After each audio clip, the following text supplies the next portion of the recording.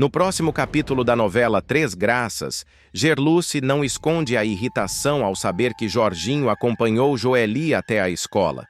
Para ela, o gesto ultrapassa limites e acende alertas antigos. A líder deixa claro que proteção demais também é exposição demais e que qualquer movimento fora do combinado pode custar caro.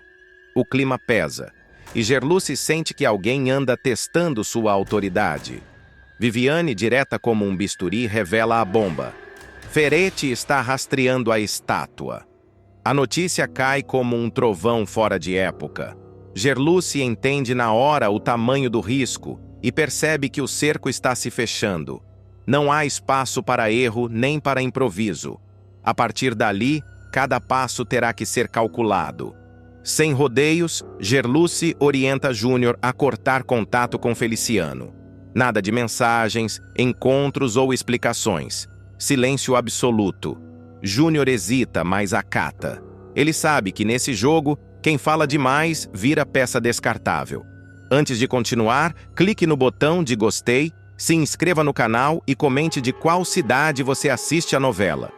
Enquanto isso, Ferete recebe um envelope misterioso. Ao abrir, empalidece. O conteúdo é suficiente para fazê-lo passar mal, com direito a taquicardia e copo d'água derramado. Alguém sabe mais do que deveria, e resolveu provocar. Ferete sente pela primeira vez o gosto do medo. Em outro canto, Josefa confidencia a Helga que a cuidadora anda apavorada com Arminda. Não é paranoia. Há ordens cruzadas, ameaças veladas e um clima de terror silencioso. Arminda governa pelo medo e todos sabem disso. Zenilda, cansada de ser tratada como figurante, cobra de Ferete os mesmos direitos que Arminda tem na fundação. A exigência soa como desafio. Ferete tenta desconversar, mas a cobrança é pública e irreversível. Júnior procura Maggie e levanta a hipótese de Lucélia ter colocado a gravura em sua mochila. A conversa reabre feridas, mas também aproxima. Entre desconfianças e memórias, os dois se reaproximam, com cuidado e saudade. Por fim, Gerluce vai direto ao ponto. Exige que Bagdá liberte Paulinho. Não é pedido, é ordem. O recado é simples e cruel. Ou solta, ou a guerra começa agora. A prisão injusta do Dr. José Maria, médico respeitado e dedicado ao posto de saúde da comunidade, cairá como uma bomba entre os moradores e provocará uma onda de indignação difícil de conter. A detenção não será apenas mais um ato de abuso de poder.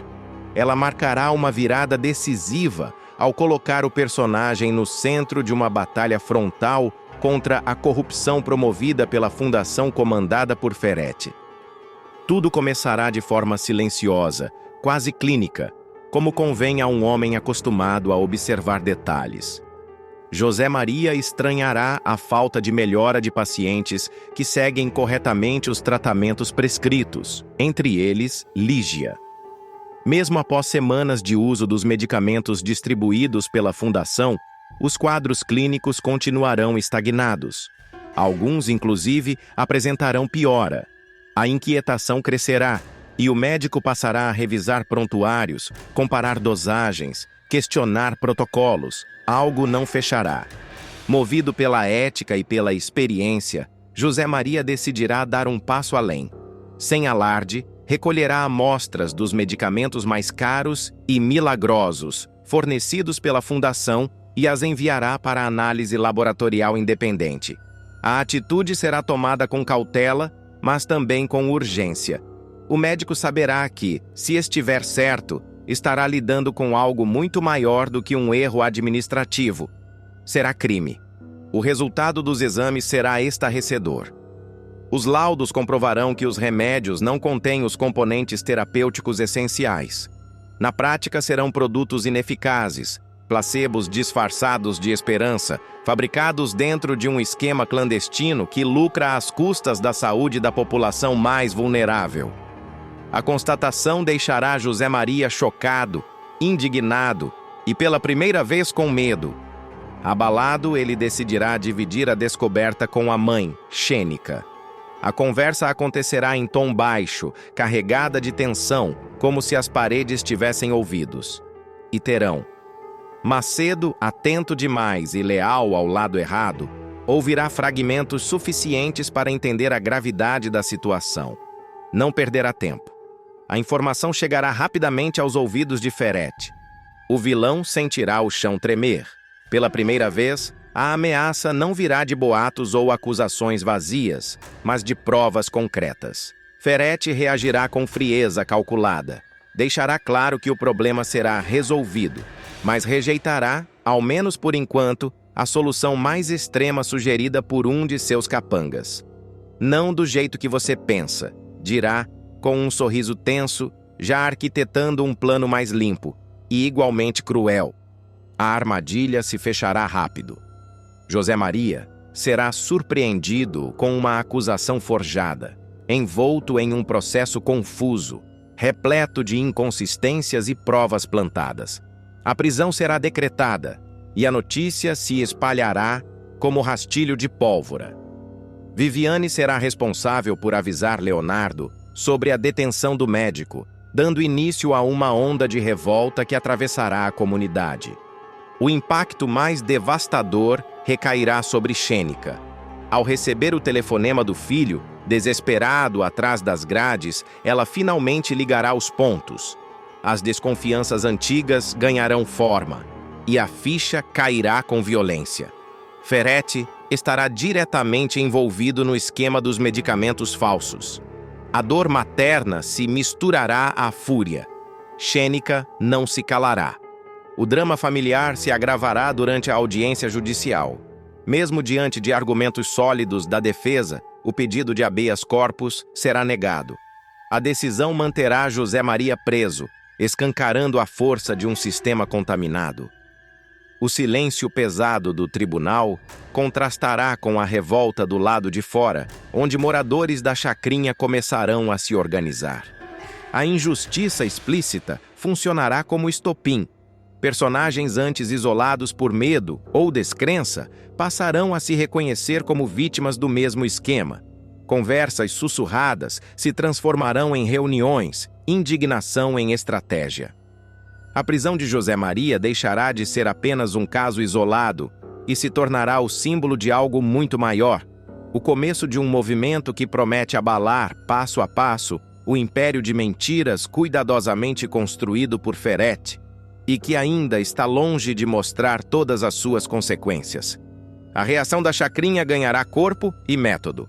A revolta espontânea dos moradores começará a se transformar em organização.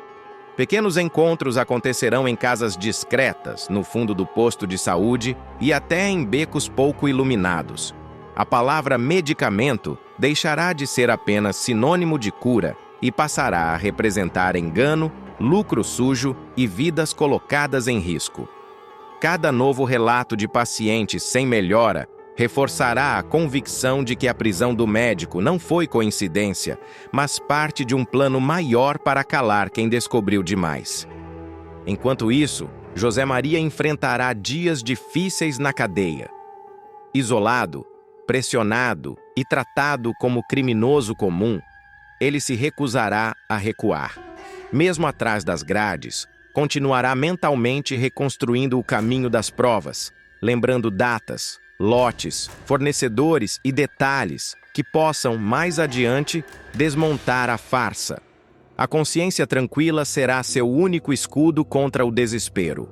O médico entenderá que sua prisão virou o preço a pagar por ter cruzado uma linha que Ferrete jamais permitiria que fosse ultrapassada. Do lado de fora, Xênica assumirá um papel inesperado. A dor de mãe dará lugar a uma força silenciosa, quase feroz. Ela passará a procurar antigos conhecidos, funcionários arrependidos e pessoas que já desconfiavam da fundação, mas nunca tiveram coragem de falar. Cada conversa trará novas peças de um quebra-cabeça assustador, revelando que o esquema pode ser ainda mais amplo do que se imaginava. Leonardo, abalado pelas revelações, começará a enxergar rachaduras no império do próprio pai. O conflito interno crescerá à medida que ele perceber que a queda de Ferrete pode não ser apenas uma ameaça externa, mas algo inevitável.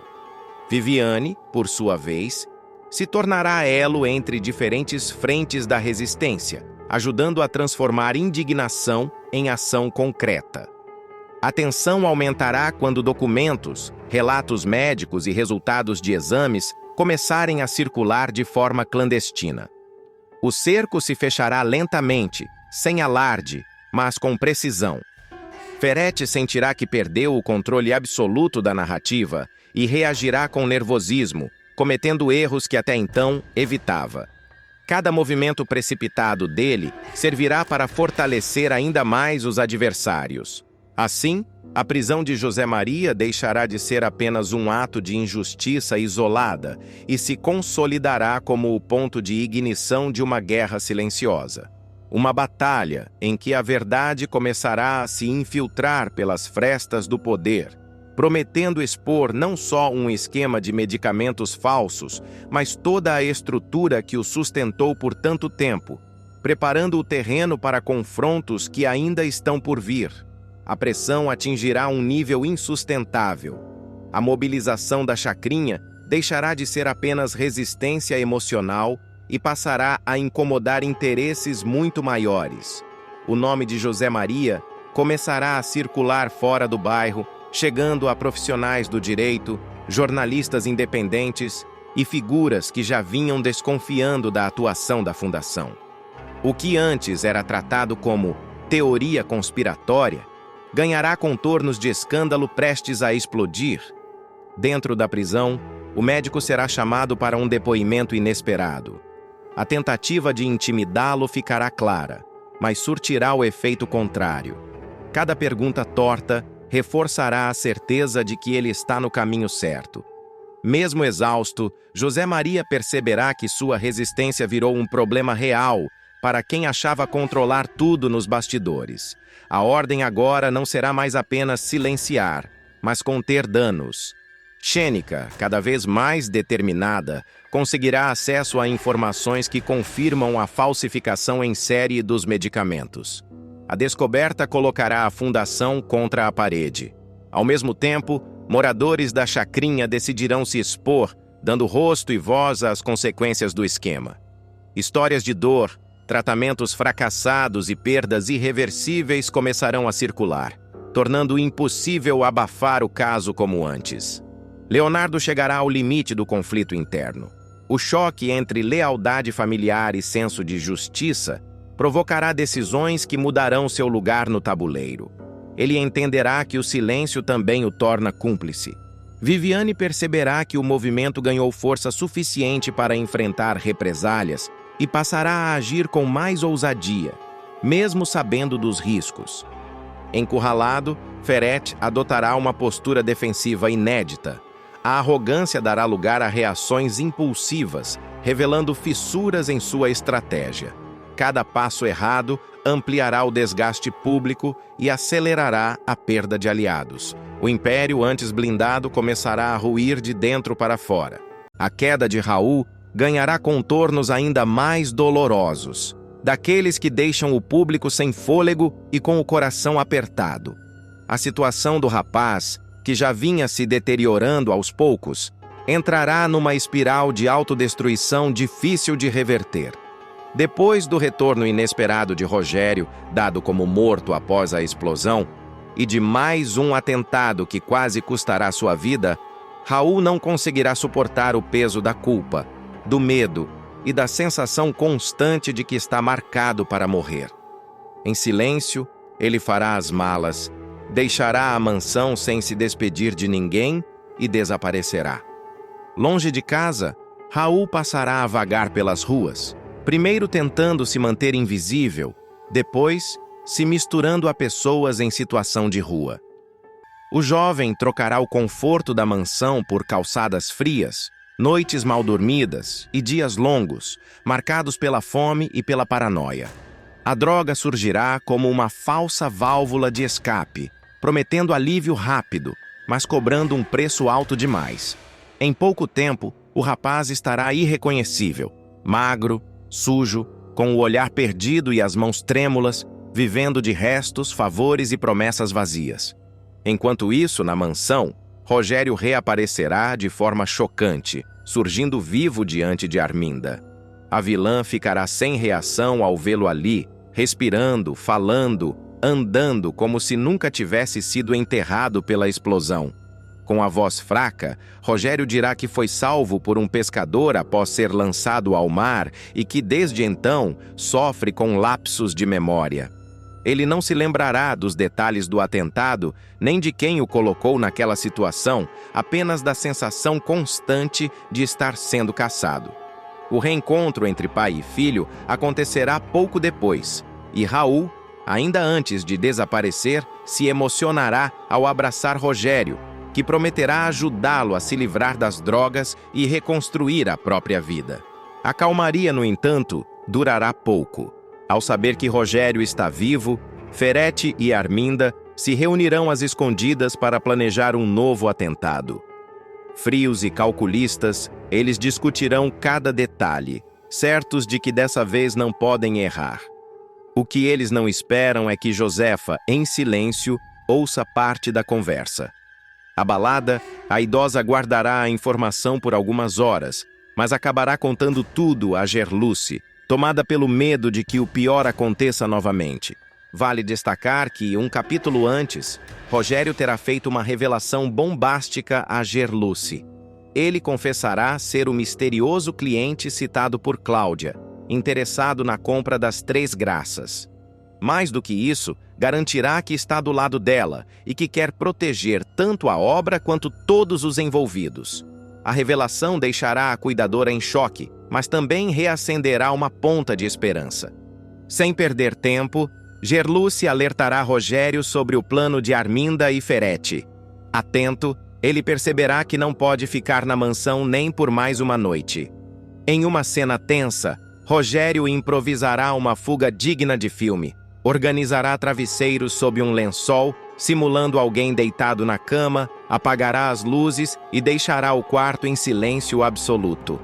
Minutos depois, Ferete invadirá o local armado e atirará sem hesitar, acreditando ter finalmente eliminado o rival. O barulho dos disparos ecoará pela mansão, instalando o caos. Ao ouvir os tiros, Raul, que ainda estará por perto, entrará em completo desespero. Convencido de que o pai foi assassinado mais uma vez, ele perderá o controle. Em pânico, fugirá sem olhar para trás, certo de que, se ficar, será o próximo. É nesse momento que sua trajetória de queda se consolida. O jovem não retornará para casa, não atenderá ligações e não dará notícias. Dias depois, Gerluce começará a sentir um aperto estranho no peito, como se algo muito ruim estivesse prestes a acontecer. Em uma de suas saídas pela cidade, ela cruzará com um grupo de moradores de rua reunidos embaixo de um viaduto. Ao se aproximar para oferecer ajuda, seus olhos se encherão de lágrimas ao reconhecer Raul entre eles. Sujo, abatido e visivelmente drogado, ele mal conseguirá sustentar o olhar.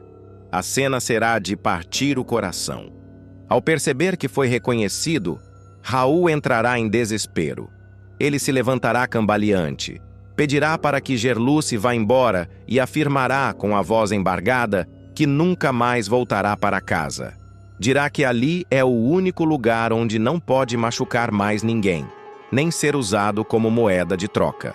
Gerluce tentará se aproximar, implorará para que ele aceite ajuda, mas o jovem fugirá, desaparecendo entre becos e sombras. Abalada, Gerluce retornará para casa em choque, sem saber como contar o que viu. A imagem de Raul naquela situação não sairá de sua cabeça. Ao mesmo tempo, Arminda e Ferete seguirão acreditando que Rogério está morto, sem imaginar que ele continua à solta, observando tudo de longe. E enquanto as peças desse tabuleiro cruel continuam se movendo, Raul seguirá afundado nas ruas, cada vez mais distante da família, da esperança e de qualquer chance imediata de redenção. A tragédia de Raul ganhará contornos ainda mais cruéis e inevitáveis. Depois de fugir de Gerluce, o rapaz afundará de vez na rotina das ruas. As noites se tornarão intermináveis, marcadas pelo frio, pela paranoia e pela dependência química cada vez mais intensa.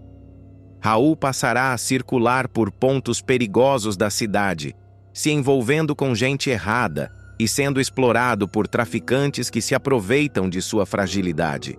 O antigo jovem sensível e cheio de conflitos dará lugar a alguém endurecido, com o olhar vazio e a fala desconexa.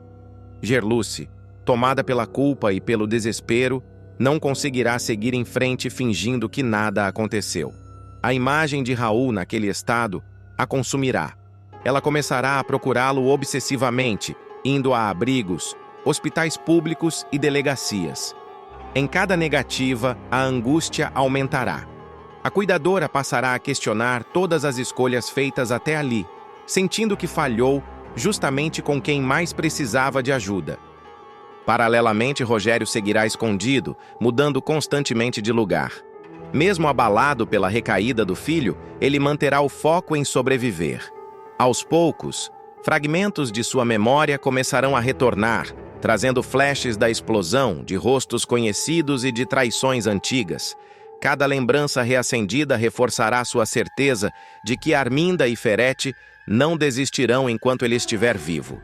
Na mansão, Arminda começará a estranhar o silêncio após o suposto atentado bem-sucedido. A ausência de provas concretas e a sensação de que algo não se encaixa a deixarão inquieta. Ferete, por sua vez, seguirá confiante demais, acreditando que o problema foi definitivamente resolvido. Essa falsa segurança abrirá brechas perigosas. O destino de Raul tomará um rumo ainda mais dramático quando ele sofrer uma overdose em plena rua. Socorrido por desconhecidos, será levado às pressas para um hospital público, sem documentos e sem identidade confirmada. A notícia circulará de forma fragmentada. A corrida contra o tempo trará uma das cenas mais tensas da novela. No hospital, entre a vida e a morte, Raul finalmente deixará escapar palavras que revelam toda a dor que vinha carregando. Delirando, ele falará do pai, da culpa, do medo e da sensação de estar condenado desde o início. Gerluce ouvirá tudo em silêncio, despedaçada, enquanto segura a mão do rapaz, jurando que não o abandonará outra vez. Esse episódio marcará um divisor de águas na trama. A queda de Raul exporá feridas profundas da família, forçando todos a encarar verdades que vinham sendo empurradas para debaixo do tapete. Ao mesmo tempo, a sobrevivência de Rogério e seus segredos ameaçarão implodir de vez o jogo de poder de Arminda e Ferete. Zenilda vai viver um verdadeiro divisor de águas. A mulher que sempre preferiu acreditar nas versões do marido começará a juntar peças que, isoladas, pareciam inofensivas, mas que, agora, formam um quebra-cabeça impossível de ignorar. O olhar atravessado de Ferete, os silêncios longos demais, as conversas interrompidas quando ela se aproxima. Tudo passa a soar como alerta. Não é ciúme gratuito. É intuição em estado de emergência. Determinada a entender o que realmente acontece diante dos seus olhos, Zenilda muda de postura, passa a observar, a ouvir mais do que falar e a circular por ambientes onde antes não se fazia presente. É nesse movimento que ela percebe a proximidade exagerada entre Ferete e Arminda. Não são apenas reuniões de trabalho, nem coincidências sociais. Há intimidade, há cumplicidade. E há algo que não deveria existir entre um homem casado e a melhor amiga da esposa. A desconfiança cresce quando Zenilda percebe que decisões importantes da fundação estão sendo tomadas sem seu conhecimento. Contratos, reuniões fechadas, agendas secretas. Ela sente, na pele, o que é ser colocada à margem. E isso a revolta. Não apenas como esposa, mas como mulher que ajudou a construir tudo aquilo. Em silêncio estratégico, ela começa a se informar, consulta documentos, observa movimentações financeiras e descobre que Arminda vem ocupando um espaço que, por direito, também deveria ser seu. Sem pedir licença, Zenilda decide agir. Solicita oficialmente sua entrada como sócia da fundação e deixa claro que não aceitará mais um papel decorativo. Quer voz, voto e acesso total. A atitude causa incômodo imediato. Arminda disfarça com sorrisos calculados, enquanto Ferete tenta minimizar a situação, alegando excesso de zelo e preocupação desnecessária. Mas Zenilda já não cai em discursos ensaiados. Ela sabe que está sendo testada. O clima fica ainda mais pesado quando Zenilda resolve ir pessoalmente à mansão de Arminda.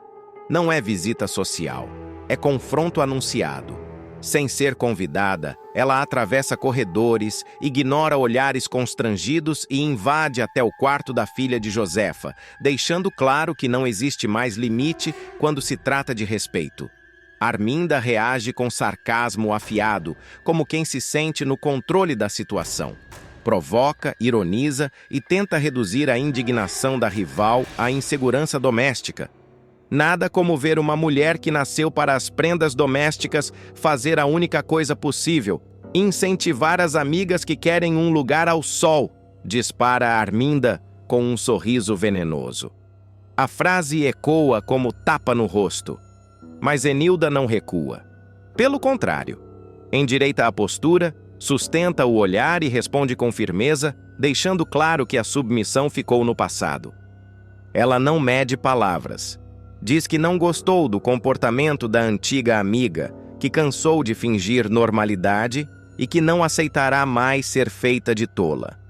Amigas de infância ou não, a partir de hoje nunca mais vou engolir seus sapos, sentencia, colocando um ponto final em uma relação marcada por falsidade e interesses escusos. O embate deixa o ambiente carregado, quase irrespirável. Como se o destino quisesse escancarar a verdade de uma vez por todas, Ferete surge na casa sem saber da presença da esposa. Seguro demais de sua rotina, ele sobe direto para o quarto de Arminda, sem se anunciar, sem cautela. O flagrante é imediato e devastador. Zenilda assiste a cena com os olhos ardendo, não de choro, mas de indignação. Mas que intimidades são essas? Você entra na casa da Arminda e já vem parar no quarto dela sem se anunciar? Dispara ela, sem esconder o desprezo. O silêncio que se segue é ensurdecedor. Ferete tenta se recompor, mas está visivelmente encurralado. Como sempre, recorre à mentira. Diz que foi informado por Josefa de que Zenilda estaria ali, tenta misturar fatos e criar confusão para escapar ileso. Não foi preciso fazer isso, já que a dona Josefa me disse que você estava aqui com ela. E depois daquela nossa conversa lá em casa, justifica, tropeçando nas próprias palavras. Mas desta vez, nada cola. Zenilda percebe cada contradição, cada gesto nervoso, cada olhar evitado. Tudo confirma aquilo que ela já sabia no fundo do coração. A partir desse momento, Zenilda deixa de ser apenas a esposa desconfiada. Ela se transforma em uma mulher em alerta máximo, pronta para enfrentar não só uma traição amorosa, mas um jogo de poder que ameaça sua família, sua dignidade e o futuro da fundação. E o que começa como um flagra doloroso, promete se transformar em uma guerra silenciosa, onde ninguém sairá ileso nos próximos capítulos.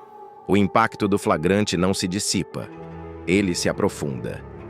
Zenilda deixa a mansão sem gritar, sem chorar, sem cena. E é justamente esse silêncio que apavora. Arminda percebe tarde demais que provocou a pessoa errada. Não é mais uma esposa magoada. É alguém que entendeu o jogo e decidiu jogar melhor. Ferete tenta ir atrás da mulher, mas ela o bloqueia com um gesto frio. Nenhuma palavra, nenhum confronto ali. O recado é claro. A conversa não acabou. Ela só mudou de nível. Zenilda passa a noite em claro, revendo cada detalhe dos últimos meses. Datas, viagens, reuniões de trabalho, decisões tomadas à revelia.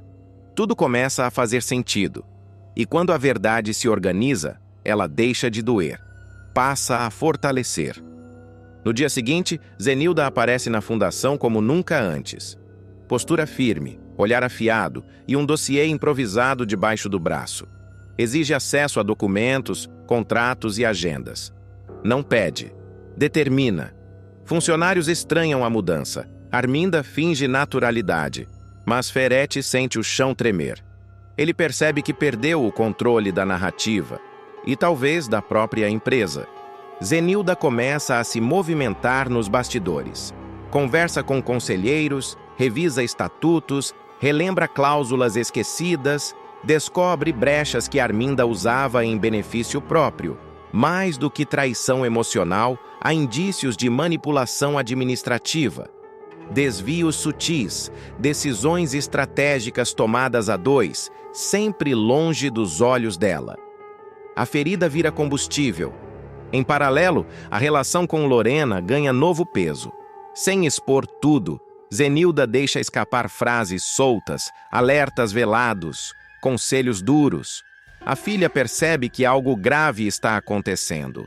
Pela primeira vez, vê a mãe não como vítima, mas como alguém se preparando para uma virada definitiva. Arminda, sentindo a ameaça crescer, tenta se antecipar. Provoca novamente, espalha insinuações, joga Ferretti contra a própria esposa. Mas o efeito é o oposto. Cada ataque só confirma que Zenilda está no caminho certo. A antiga amiga começa a perder a compostura. O sorriso ensaiado falha. O controle escorre pelos dedos. Ferretti, acuado, tenta propor acordos. Promete mudanças, fala em mal-entendidos, pede tempo. Zenilda escuta tudo com a frieza de quem já decidiu. Não discute sentimentos. Não debate versões. Ela deixa claro que, dali em diante, a relação será regida por fatos, documentos e consequências. O casamento entra em estado crítico. A fundação vira campo minado. E o triângulo formado por Zenilda, Ferretti e Arminda passa a operar em clima de Guerra Fria. Ninguém confia em ninguém. Cada gesto vira estratégia. Cada silêncio, ameaça. E enquanto todos acreditam que o pior já aconteceu, Zenilda guarda sua cartada final. Uma informação que ainda não veio à tona.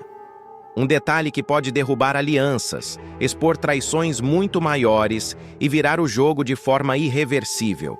Uma atitude aparentemente banal de Bagdá acabará funcionando como o empurrão definitivo que faltava para Leonardo e Viviane finalmente pararem de fugir do que sentem. O que começa como mais uma noite comum na comunidade da Chacrinha se transforma em um divisor de águas na vida dos dois, selando um passo decisivo no relacionamento que vinha sendo construído em silêncio, tensão e desejo contido. Depois de semanas marcadas por olhares que diziam mais do que qualquer palavra, encontros rápidos no trabalho e conversas interrompidas pelo medo de avançar, Leonardo e Viviane chegarão ao limite da própria resistência. O sentimento entre eles já não cabe mais em gestos discretos ou frases inacabadas. A conexão é evidente, intensa e, principalmente, impossível de ignorar. Tudo começa quando Viviane está em casa, tentando colocar em ordem os pensamentos depois de mais um dia cansativo. A rotina da Chacrinha segue barulhenta, viva, como sempre. Em meio a esse cenário, algo chama sua atenção. Um carro parado em frente ao prédio com o motor desligado há tempo demais para ser coincidência. O primeiro impulso é de desconfiança, o segundo de curiosidade. Quando ela se aproxima da janela e reconhece Leonardo ao volante, o coração dispara. Leonardo, por sua vez, está visivelmente nervoso. Ele passou o dia inteiro lutando contra a própria vontade de procurá-la, mas perde a batalha. Movido pela ansiedade de esclarecer o que sente e pela urgência de não adiar mais o inevitável, decide ir atrás de Viviane fora do horário de trabalho, mesmo sabendo que aquele não era o momento ideal. Viviane desce para falar com ele, mas já deixa claro logo de início que não se sente confortável com aquela conversa ali. A comunidade observa tudo. Olhares curiosos surgem nas janelas. Comentários começam a se formar antes mesmo de serem ditos. Firme, porém educada, ela pede que Leonardo vá embora e sugere que conversem na farmácia, no início do expediente. quando haverá menos riscos de exposição. Leonardo aceita, ainda que contrariado, tentando respeitar o limite imposto por ela. O que nenhum dos dois imagina é que o destino, sempre irônico, não permitirá que as coisas sigam o plano traçado. Uma movimentação estranha começa a se formar na região. Pessoas falando mais alto que o normal, passos apressados, um clima de alerta que se espalha rapidamente. Bagdá surge no meio da confusão, envolvido em uma situação que, embora não tenha relação direta com o casal, acaba afetando tudo ao redor. Sua presença chama a atenção, desperta comentários e deixa Viviane visivelmente apreensiva. Sem querer, Bagdá provoca um clima de insegurança que muda completamente o rumo da noite. Leonardo percebe o desconforto de Viviane e, preocupado, sugere que ela volte para casa. É nesse momento que a barreira começa a ruir. Diante da tensão externa e da necessidade de privacidade, Viviane toma uma decisão inesperada. Convida Leonardo a entrar em seu apartamento, algo que até então parecia impensável. O espaço é simples, acolhedor, carregado da identidade dela. Ao fechar a porta, o barulho da comunidade fica distante. O silêncio que se instala entre os dois não é vazio, é carregado de expectativa. Pela primeira vez, Leonardo e Viviane estão realmente sozinhos, longe dos olhares, dos julgamentos e das interferências externas que sempre os impediram de avançar. A conversa começa cautelosa, quase protocolar. Eles falam sobre o trabalho, sobre o dia, sobre a confusão lá fora. Mas logo as palavras perdem importância. Os silêncios se alongam, os olhares se aprofundam, e o que estava represado há semanas, finalmente encontra espaço para emergir. Viviane admite o medo que sente de se envolver, de misturar sentimentos com responsabilidades. Leonardo, por sua vez, confessa que já não consegue fingir que ela é apenas alguém especial. Para ele, Viviane se tornou essencial. O clima muda de forma gradual, porém inevitável. Um gesto simples, um toque contido, uma aproximação que acontece quase sem que percebam. A entrega vem carregada de emoção, respeito e intensidade. Não há pressa, apenas a certeza de que aquele momento precisava acontecer. A primeira noite juntos marca não apenas o início de uma intimidade física, mas a consolidação de um vínculo emocional que já existia há muito tempo. Na manhã seguinte, tudo parece diferente. Não porque o mundo tenha mudado, mas porque eles mudaram. Leonardo acorda com a sensação de que cruzou um ponto sem retorno. Viviane, ainda envolta em sentimentos contraditórios, sabe que nada será como antes. O que antes era dúvida agora se transforma em compromisso silencioso, ainda não anunciado, mas plenamente sentido. Pouco tempo depois, Leonardo decide que não faz mais sentido manter aquele relacionamento escondido. Seguro do que quer, ele resolve dar mais um passo importante: apresentar Viviane à família. A decisão não vem sem receios, mas ele entende que assumir Viviane é também assumir suas escolhas. O encontro acontece durante um jantar especial, organizado a pedido de Ferretti, que faz questão de reunir todos à mesa. Atento a cada detalhe, ele demonstra entusiasmo ao perceber o envolvimento do filho e não esconde o desejo de ver a família crescer. Entre comentários sutis e olhares cheios de expectativa, Ferretti deixa claro que já imagina um futuro em que Viviane faça parte definitiva daquele núcleo. E como não poderia deixar de ser, já começa a sonhar com netos. Viviane chega ao jantar carregando nervosismo e expectativa. Ela sabe que aquele momento representa mais do que uma simples apresentação. É a porta de entrada para uma nova fase, repleta de promessas, desafios e decisões que ainda precisarão ser tomadas. Leonardo, atento, permanece ao lado dela o tempo todo, como quem promete sem palavras que não permitirá que ela enfrente nada sozinha. Enquanto isso, comentários paralelos, percepções silenciosas e reações discretas começam a desenhar os próximos conflitos. nem todos encaram o casal com a mesma empolgação.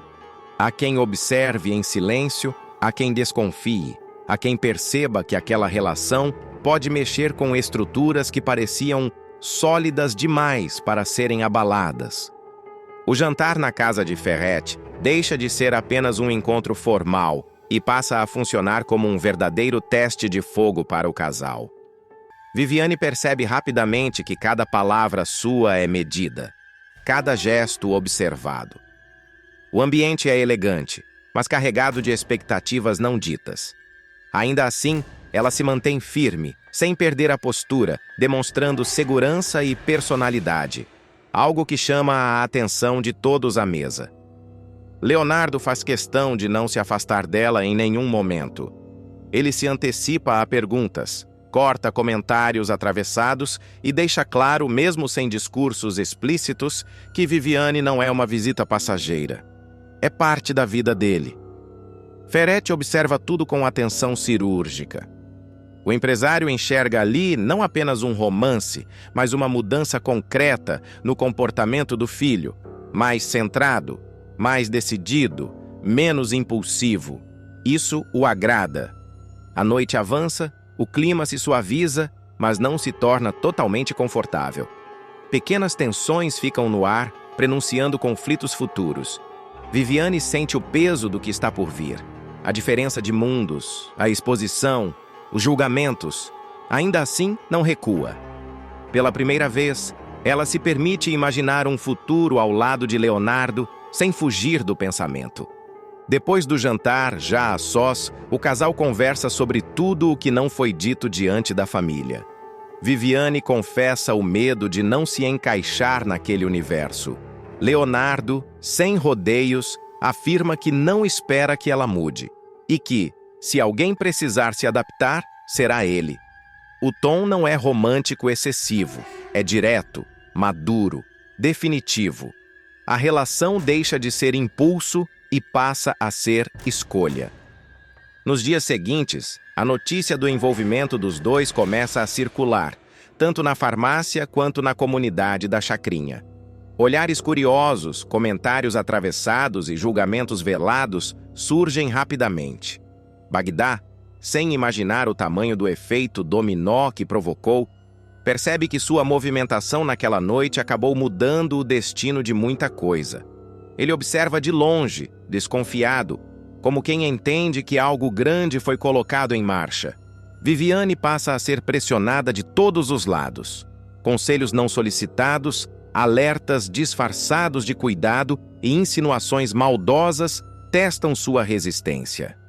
Leonardo também enfrenta conflitos internos e externos, especialmente ao perceber que o relacionamento começa a interferir em decisões profissionais e familiares.